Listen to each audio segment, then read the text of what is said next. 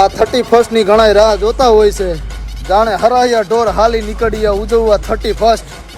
હિન્દુ ધર્મના સંતોનો હિન્દુ ધર્મના ત્યોહારનો ઘણા વિરોધ કરે છે. આમાં જેથી દારૂના ભંભલા ઉડરે અને જંગલના લાકડાઓ કપાય ત્યાં કોઈ આડું ફરવા નથી આવતું ભાઈ.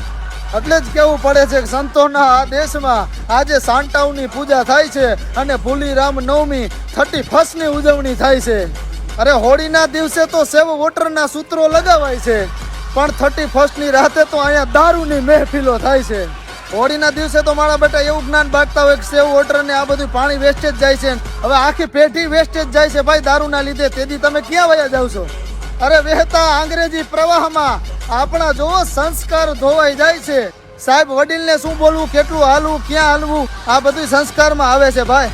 નકર આવનારી પેઢીઓ પૂછશે સાહેબ આ સંસ્કાર કોને કહેવાય છે?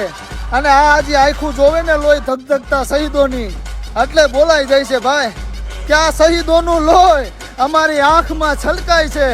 એટલે જ વીરોની ધરતીમાં આજ 2% ભાઈ કંગલીના પેદા થાય છે.